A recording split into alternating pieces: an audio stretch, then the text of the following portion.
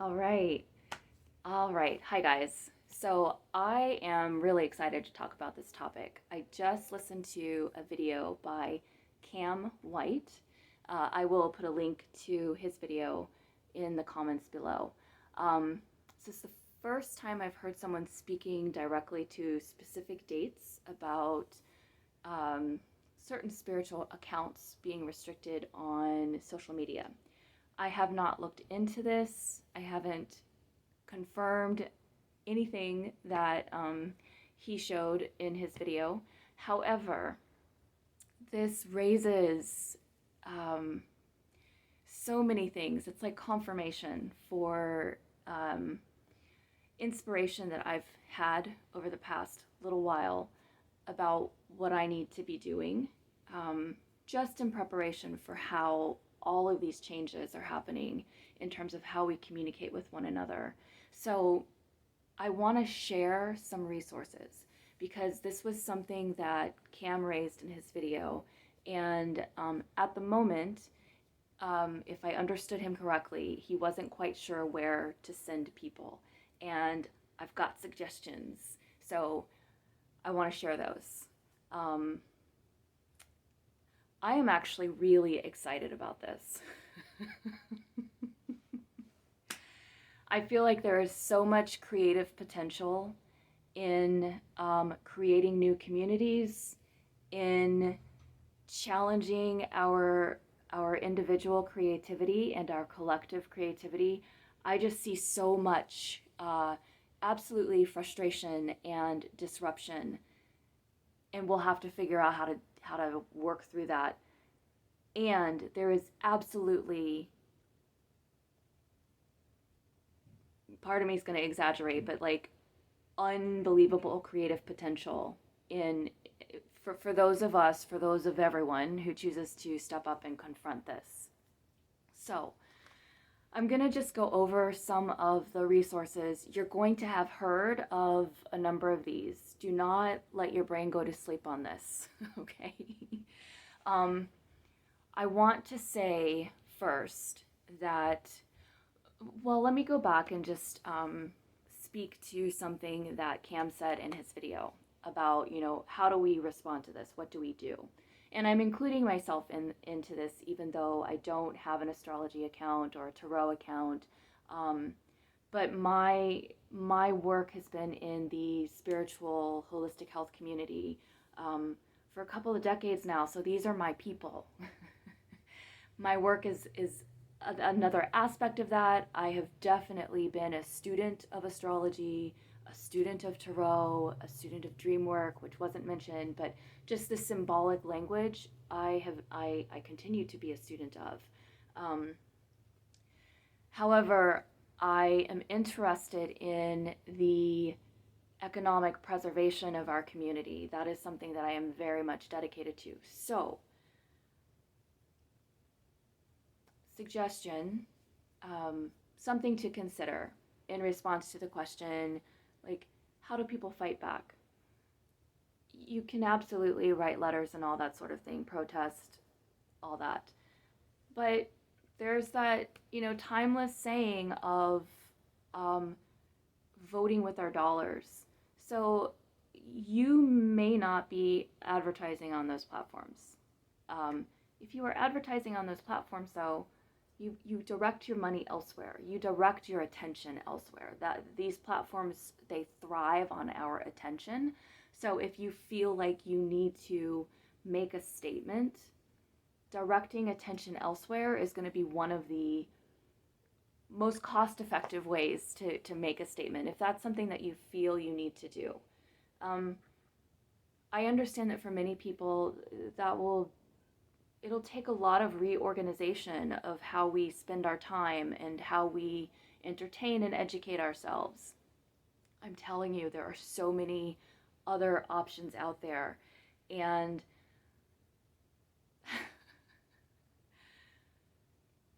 I don't know how to articulate this yet, but I have been asking myself,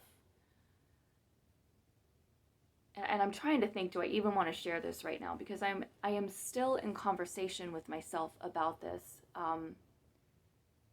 And it has to do with relevancy. What is the relevancy of someone who's been in practice for 20 or 30 years, operating in a world that is so steeped in technology as a means of communication and a means of advertising and all of the things that we are experiencing now?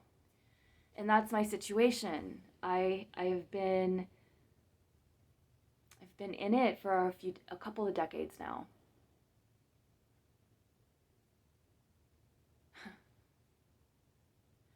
We are in such collaborative times, and we have the new minds who are stepping into their authority, their own creativity, their own business creation, and we have the seasoned minds who are reinventing themselves. And all of this I see is part of what's happening right now. So some of these suggestions that I give you, they are going to be old tools. They're very effective, and I feel like that we have a place for them in our world again. We will most likely come at them in new ways, which is part of the innovation of this time that we're in. But the structures, like the I don't want to use the word old, but time-tested structures, they're still there, and they're very useful. So I took notes. Let's just talk about the ones you're going to know about, which is old school websites. Websites are a lot of fun. They're a lot of fun, and they are so easy. You can get a website up and running in less than a day. You can sit down a couple hours. It does not have to be perfect. And with a lot of these platforms, you can sit and tweak it as you go. I recommend not over tweaking because you'll drive yourself crazy. You'll be surprised at what your community of clients and interested customers and just curious passersby will accept in terms of the creativity of a website from you. And think of a website as a brick and mortar window. It's like the website is when we pass by a storefront. That's what a website is. It's our storefront in the virtual space. They are fun to create. They really are. And some of these website companies, Wix and Weebly especially, super easy to figure out. There are a lot of comparison articles online. You can do Wix or Weebly as a search, and it'll pull up websites that'll break down column-wise the pros and cons of each, and then you just make your decision from there. What I want to say to you is, for the most part, these sites have as part of their basic packaging email integration. You guys want to be capturing email addresses. You want to be pulling your communities back into you. You want to be the one who, as much as any of us can control anything in this day and age, you want to be the one who has direct access to speaking to your public. So direct email integration, blogging, a lot of these sites. I'm actually focusing on two, Wix and Weebly right now. There are definitely others, but these are the two that I've worked with the most over the years. They have video integration. So if you like this video format, you can choose one of those platforms that'll integrate video for you. WordPress is another one. I think traditionally WordPress is considered to be more complicated, but if you have the skill set, if you have the enthusiasm for learning, there are templates available and you can figure it out. I actually started on WordPress and it's figure outable. You're going to, at some point, have to pay. So this is something else that I just want to open the conversation right now. You know, we've gotten so used to expecting free information. I believe, it can be different for you, but I believe that we are moving into an age where we are going to have to learn how to appreciate the exchange of resources for someone's intellectual, I'm just going to put it in intellectual resources, their ability to deliver information. It is okay to pay somebody for that experience. So if you land on one of these resources that I offer, understand that most of them are paid. A couple of them have free versions that you can go in and explore. What you'll have access to as a business developer is going to be limited until you're ready to step up and give them some money in exchange for the resources that they're going to give you. So just want to remind everyone of that. It's okay to pay for things. Okay, so websites, Wix, Weebly, WordPress, and I don't remember Wix or Weebly have a free option. Maybe they both do. It's pretty limited to personal, but you might be able to set up a website or an email capture, which would be a great start. You know, if you do nothing else, capture emails and communicate with your community through email. You can send video through email. You can send, obviously, writing through email. You can point people to other resources through email. There's a lot that you can do through email. And if you're afraid of having to do long posts or long emails, you can take your social media style and drop it into an email. It would be okay to do that. You know, you get to play with what this is going to look like for you as you respond to the changing environment. Okay. There are also a lot of email providers out there at varying levels of investment. One of the ones that I have worked with in the past is called Send in Blue. I will probably later put links to these resources in the description box, and you can go investigate at your leisure. Okay, so I want to talk about my favorite. One of my favorite platforms is a platform called Mighty Networks. And some of you may have been on Mighty Networks as a community participant. So there are so many things to love about a Mighty Network. You can set it up for community focus, and that'll have a different set of tools that you can use. You can set it up as like a school, like a community school where you deliver classes and you have community engagement. Either way, you'll have community engagement. Now, they at one time did offer a free access for creators. I don't know if they still do that, but you can go to their website and investigate and see what's on offer. First of all, if you are delivering classes, you're probably already using some platform. There's Teachable, there's Kajabi. I don't know if Kartra offers classroom access, and there's another one I can't think of right now. But if you have like a module system of lessons and instruction, you're probably already tapped in and tuned in to what is available. If this is brand new for you, then I recommend you check all of those sites out because you want to know what your options are, and you want to know what your options are, and then you make a choice from there. What I love so many things about Mighty Network. Their mission, in my words, was to create a social media platform that did not feel like our social media platforms that we currently interact on. It was meant to feel like community. And I feel like the way that they teach creators how to set up their communities actually fosters and facilitates a real sense of community. I've been a member of a couple of Mighty Network communities at this point, and when it's done well, it feels like a virtual container. It feels very safe and very well held. I will say that I've experienced this on Kajabi as well with some creators that I am a member, like a community member of. So a lot of it has to do with our efforts to actually design the community. And I think that can probably be done in many spaces, but a Mighty Network really focuses on that. They prioritize that as part of your experience as a creator on their platform. You will have the ability to do Zoom, live Zooms.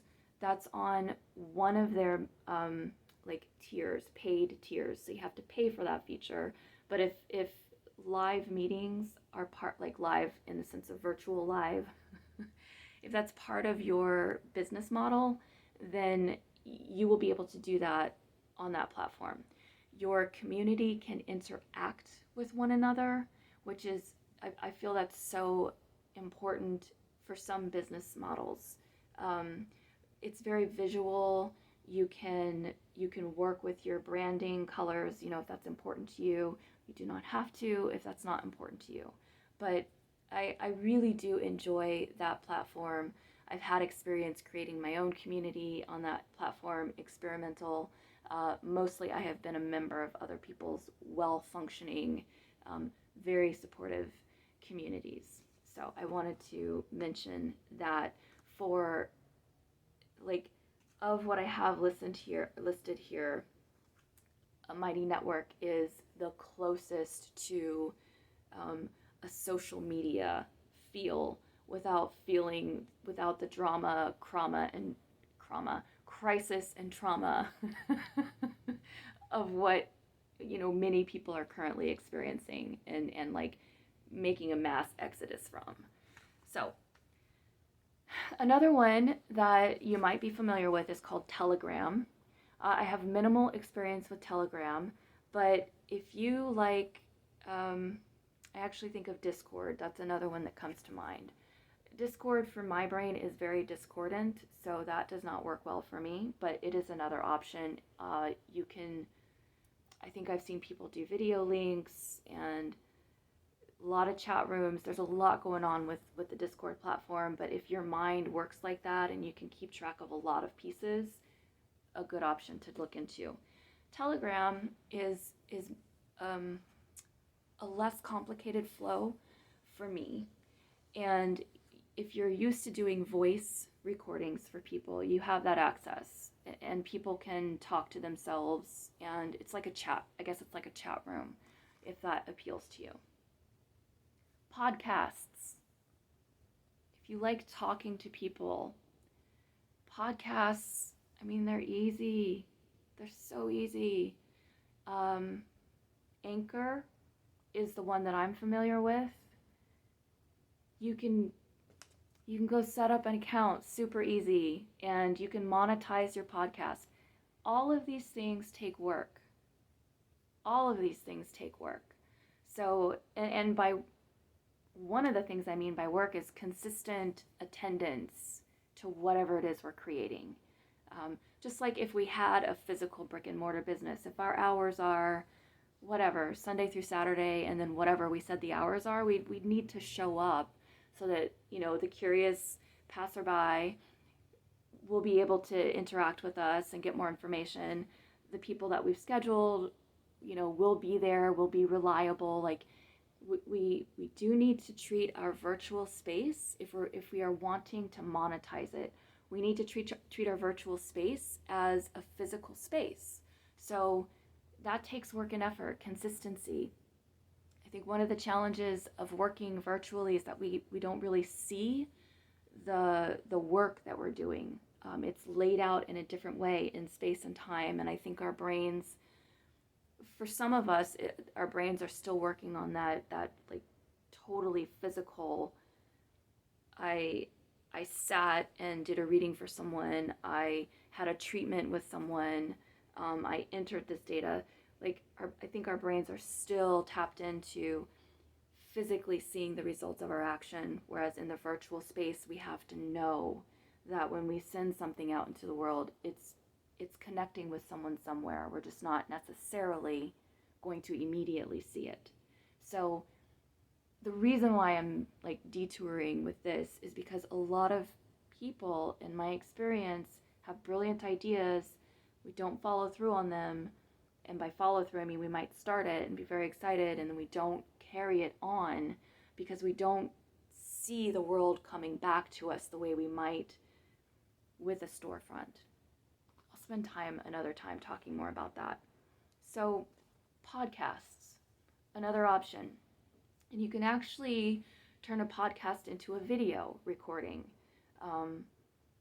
That's something I haven't actually done yet. So you go on YouTube and search that out, how to do that, but you could multi-purpose. You can multi-purpose a lot of these resources actually. And I recommend that. That's something that Cam mentioned. And I do hear people talking about diversification. We really do need to diversify how we're getting out to people. And that's really whether we're brick and mortar or virtual. And then the last resource that I'd like to share is one that's brand new to me. I've only gone and looked at the website and read through some of the FAQs. I'm now on their email list and learning about the site through their email. But it's called it's called Zion, Zion, and you can go to getzion.com and just investigate, do your reading. Like I said, I just learned about it, I think, at the end of last week. So I can't really tell you anything beyond it's something to look into. It is an option that's being offered as an alternative to social media. Okay, so I was just inspired after Cam's conversation to just offer my own insights and some resources that I continue to find very valuable as I am developing my own business. Like I said, websites are something that I have used for a very long time. Like in the world of social media and the internet, it's been a long time. Maybe some other time I'll actually pin down a date, but I've been using websites for a while and I really do enjoy them. I've also walked away from websites for a while, so I am coming back into them at this time, and it's just, that's one of the things that I smiled at when I began to understand where his video was going. I was like, that's why I have had it on my mind to just really get back to that as a creative outlet. Okay, so it's Monday, Valentine's Day, and I don't really celebrate, but it has been a lovely day. I hope that you've had a lovely day, and we'll be back. We'll talk again. Thanks so much for listening.